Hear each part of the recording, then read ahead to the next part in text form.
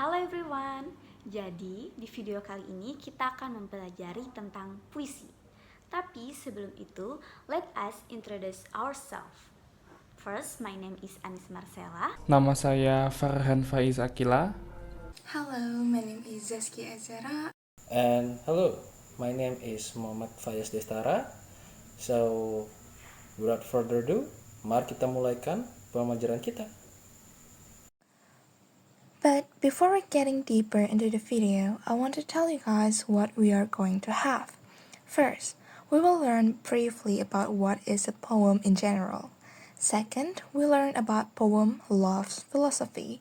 Third, we highlight and talk about the unpopular or uncommon words within the poem. Fourth, we learn how to use those new words that we attained. And last, there is an assignment for you to practice. So let's start. What is poem? Atau dalam bahasa kita puisi. Puisi adalah sebuah bentuk sastra yang menggunakan bahasa ritmis dan ekspresif untuk menyampaikan emosi, ide, ataupun pengalaman. English poems and puisi Indonesia is pretty similar yet very different. Puisi Inggris sering mengikuti bentuk yang ketat seperti soneta dengan rima dan metrum. Sementara puisi Indonesia lebih fleksibel karena kita dipengaruhi oleh bentuk seperti pantun dan syair. Dan perbedaan-perbedaan lainnya juga bisa kita rasakan dari how its history shape is. For example, English poetry typically draws on Western cultural symbols and literary traditions. Sementara puisi Indonesia itu mencerminkan budaya lokal, alam, spiritualitas, and both have their own unique styles shaped by its own history. With English poetry influenced by eras like Renaissance, Romantics, etc., dan di lain tangan, puisi Indonesia dibentuk oleh tema nasionalisme dan identitas setelah penjajahan. And that's it for a brief introduction of poems. Lanjut. So for our poem for today is Love's Philosophy by Percy B. Shelley. It is a short romantic poem that explores themes of love and natural world, and that Shelley used nature's interconnected elements into human relationship.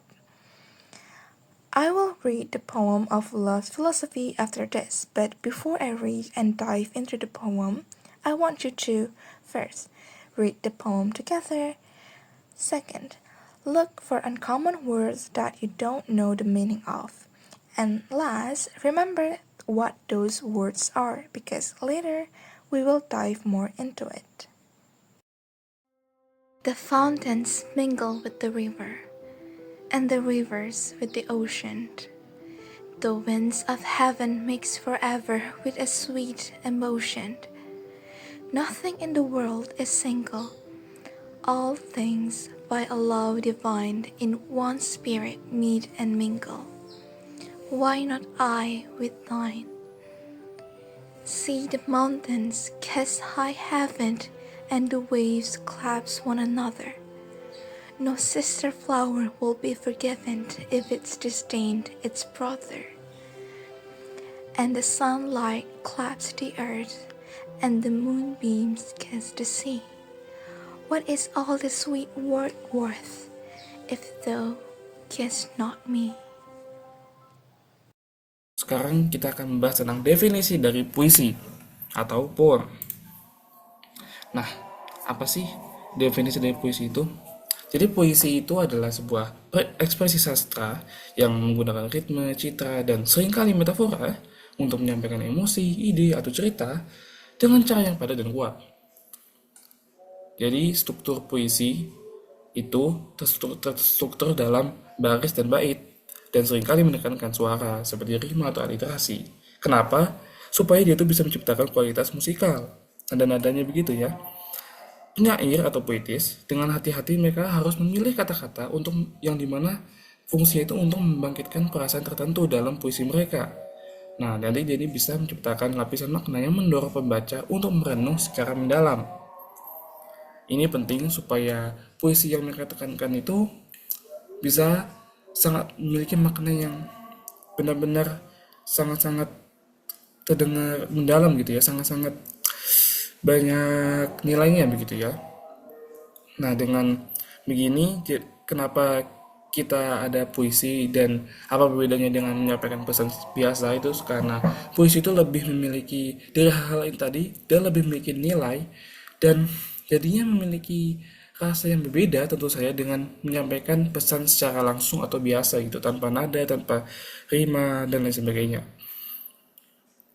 Macam puisi ini macam-macam bentuknya, bisa berbagai macam genre, cerita, ide dan lain sebagainya. Dan tentu saja puisinya ada di segala macam penjuru dunia ya. Dan seperti itulah definisi keseluruhan dari puisi. Okay, so after we listen to the definition of the poem, mari kita beralih ke highlighted words. Kita akan meng-highlight kata-kata vocabulary yang mungkin kalian belum pernah mendengarnya pada percakapan bahasa Inggris sehari-hari.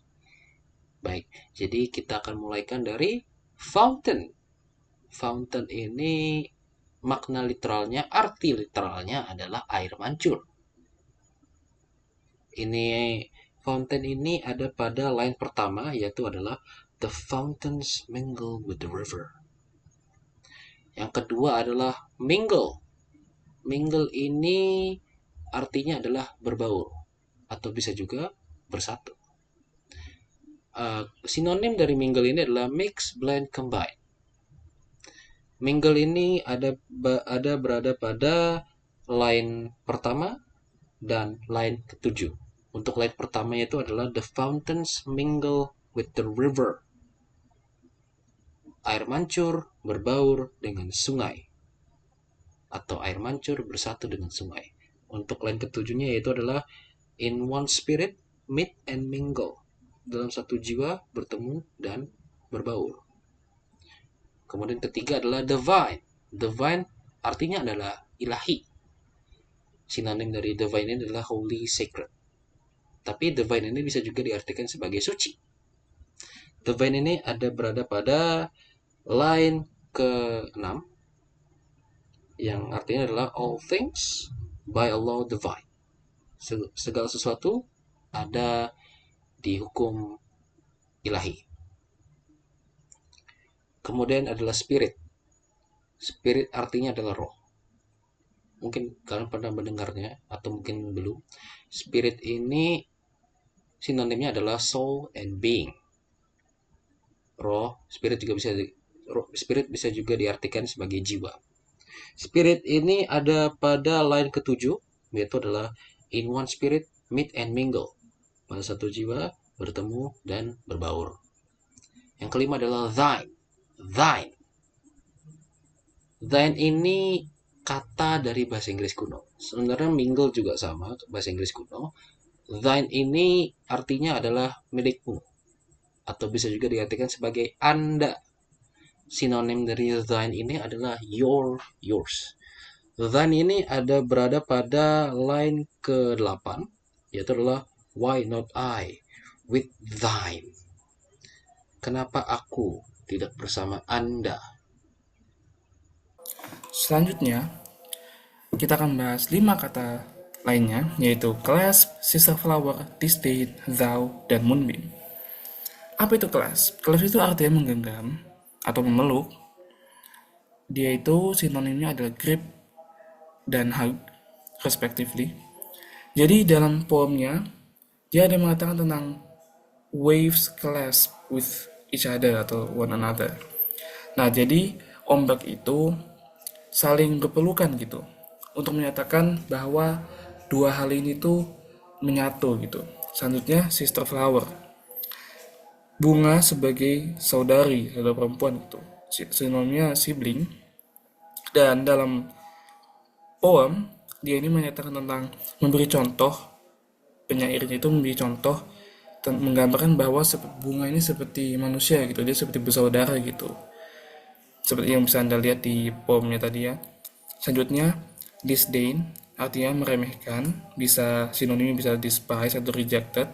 Ini nyambung seperti dengan sister flower tadi, bahwa saudara perempuan ini yaitu bunga tadi ini seperti meremehkan saudara laki-laki gitu. Ada di poem tadi. Selanjutnya thou, engkau. Yang dimana sinonimnya adalah you, thee, thy. Jadi ya ini sangat literal ya, maknanya memang engkau. Selanjutnya adalah moonbeam atau sinar bulan. Bisa juga sinonimnya adalah moonlight. Ini juga jelas maknanya adalah cahaya bulan. Di poem tadi dia menggambarkan moonbeam shines upon the sea gitu ya, kepada lautan. Jadi ya ini sama seperti sunlight tadi, sama-sama cahaya, bedanya dianya ada pada di malam hari. Begitu. Tentang thou, ini adalah bahasa Inggris lama yang dimana biasanya digunakan dalam menulis teks-teks bahasa Inggris lama gitu dengan style-style English, Old English gitu ya. Biasa digunakan seperti itu, tidak pada kehidupan sehari-hari tentunya. Begitu. Jadi maksud dari kata-kata highlighted tadi ini adalah seperti tadi. Sebelumnya, kita udah meng-highlight beberapa unpopular words. Now, we will take a look examples on how to use the unpopular words in a sentence. Oke, pertama kita lihat di kalimat ini ada kata vaunting. Kata vaunting bisa digunakan the children play happily around the fountain in the park, splashing in the cool water. Di sini, kata fountain menggambarkan tempat yang menyenangkan bagi anak-anak untuk bermain dan bersenang-senang. Nah, tempat tersebut adalah air mancur. Kemudian, di kalimat kedua ada at the party, people were eager to mingle and get to know each other. Nah, di kalimat kedua ini, kata mingle menunjukkan keinginan orang untuk bersosialisasi dan menjalin hubungan. Nah, jadi kata mingle ini keinginan seseorang untuk menjalin hubungan atau berbaur. Jadi mingle di sini berarti berbaur. Kemudian di ketiga ada the priest spoke of the divine power that guided them through the storm. Nah, di kalimat ketiga ini kata divine merujuk pada kekuatan ilahi yang memberikan perlindungan. Jadi divine ini adalah suatu kata yang merujuk pada kekuatan ilahi. Kemudian di kalimat keempat ada she always has a high spirit even during tough times. Nah, jadi di kalimat keempat ini kata spirit menunjukkan semangat dan optimisme seseorang meskipun menghadapi suatu rintangan. Jadi spirit di sini tuh sebagai semangat menunjukkan semangat seseorang dalam menghadapi sesuatu. Kemudian kelima ini ada the treasure is thine for thou hast earned it with thy courage. Jadi di kalimat kelima ini ada kata thine. Nah, kata thine di sini menunjukkan kepemilikan dengan cara yang puitis. Jadi kan kata kepemilikan ini ada yours, mine. Nah, kata thine ini merupakan kata kepemilikan juga, namun lebih puitis dibandingkan mine and yours. Kemudian selanjutnya ada she calmly clasps the necklace around her neck before heading out to the party. Nah, kata clasp di sini menggambarkan tindakan lembut saat mengenakan perhiasan. Jadi clasp ini tidak hanya menggenggam. Jadi kan clasp sebelumnya dikasih tahu artinya menggenggam, memeluk, pokoknya sesuatu yang saling berkait. Nah, kalau di sini clasp juga bisa digunakan untuk menggambarkan tindakan lembut. Jadi di sini digambarkan tindakan lembut saat memakaikan kalung di leher seseorang itu. Kemudian selanjutnya, in the garden, two sisters flowers bloomed side by side, their petals gently touching, symbolizing the perfect harmony of nature. Nah, di kalimat ketujuh ini kata two sister flowers di sini melambangkan harmoni dan keindahan yang saling melengkapi. Jadi di sini saling melengkapi, harmoni atau keindahan yang saling melengkapi. Kemudian di kalimat ke-8 ada she disdained the idea of working with someone she didn't trust, refusing to even consider it. Nah, di kalimat 8 ini disdained menunjukkan penolakan yang kuat terhadap sesuatu yang tidak dapat ia terima. Jadi kan kalau sebelumnya dibilang disdained adalah meremehkan, itu juga bisa menjadi sesuatu penolakan. Jadi disdained bisa digunakan sebagai arti penolakan. Jadi di sini menunjukkan penolakan yang kuat terhadap sesuatu yang tidak dapat ia terima. Kemudian di kalimat ke-9 ada thou art the light of my life. Sama seperti sebelumnya, thou itu berarti engkau. Nah, di sini thou ini digunakan untuk menyatakan kasih sayang yang mendalam. Jadi thou-nya itu bermakna sesuatu yang dalam, kasih sayang yang mendalam, engkau. Nah, selanjutnya kalimat terakhir ada a soft moonbeam filtered through the trees, casting a silver glow on the forest floor. Nah, moonbeam di sini artinya adalah cahaya bulan, sama seperti moonlight. Jadi moonbeam dan moonlight itu sama, berarti sinar bulan. Jadi sekarang latihan. Tulis yang pertama, tulis 5 kalimat dengan kata-kata baru yang barusan kalian pelajari. Mau kalian pilih, mau yang berapa saja atau semuanya terserah kalian. Yang kedua, menulis tapi mencari puisi atau piece of literature lain dan meng-highlight kata-kata yang kalian tidak familiar. Dan yang ketiga, terus berlatih dengan kata-kata tersebut dengan menulis kalimat dan lain sebagainya sampai kalian benar-benar menguasainya supaya menambah kosakata kalian semua. Baik, itu saja yang dapat kami sampaikan. Terima kasih telah menonton video kami. Semoga video kami dapat bermanfaat untuk kalian semua. Sampai jumpa di video selanjutnya.